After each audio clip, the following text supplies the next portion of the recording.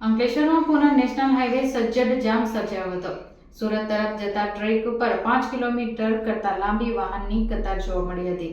વાલિયા ચોકડી તેમજ વાલિયા અંકલેશ્વર જૂના નેશનલ હાઈવે ઉપર પણ ટ્રાફિકની અસર જોવા મળી રહી છે. ટ્રાન્સપોર્ટેશન ઉપર ટ્રાફિક જામને લઈ અસર થઈ રહી હોવા સાથે ડીઝલ અને સમયના વ્યયને લઈને આર્થિક નુકસાન વેઠવાનો વારો આવી રહ્યો છે. અંકલેશ્વરમાંથી પસાર થતા નેશનલ હાઈવે હવે 6 લેન હોવા છતાં સાંકડો પડી રહ્યો છે. આમલાખાડી બોટલનેક સમસ્યા યથાવત જોવા મળી રહી છે.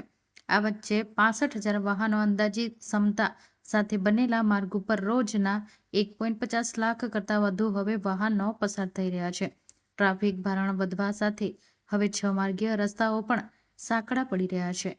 અંકલેશ્વરમાં ખાસ કરીને ઔદ્યોગિક વસાહતોને લઈ ટ્રાન્સપોર્ટેશન વધુ છે. ત્યારે ઔદ્યોગિક વસાહતમાં પણ ટ્રાન્સપોર્ટ સમયસર ના મળતા ઉત્પાદનો પર પડી રહી છે. તો સૌથી વધુ ફટકો ટ્રાન્સપોર્ટેશન ઉદ્યોગ ઉપર પડી રહ્યો છે. સમયના વ્યય સાથે ડીઝલનો વ્યય વારંવારની ટ્રાફિક સમસ્યાને લઈ વધ્યો છે. આ વચ્ચે ભાડા નિયત જ હોય છે ત્યારે સમય ન બગાડ સાથે માલ મંગાવનાર સાથે પણ અણબનાવ બની રહ્યા છે. ટ્રાફિક જામને લઈ આર્થિક નુકસાન વેઠવું પડી રહ્યું છે હોવાનું ટ્રાન્સપોર્ટરો જણાવી રહ્યા છે.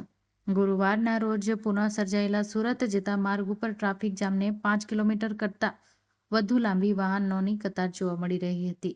આમલાખાડીથી રાજપીપળા ચોકડી સહયોગ હોટલ સુધી સજ્જડ જામ તો બીજી તરફ નવજીવન હોટલથી આમલાખાડી તરફ હળવો ટ્રાફિક જામ જોવા મળ્યો હતો.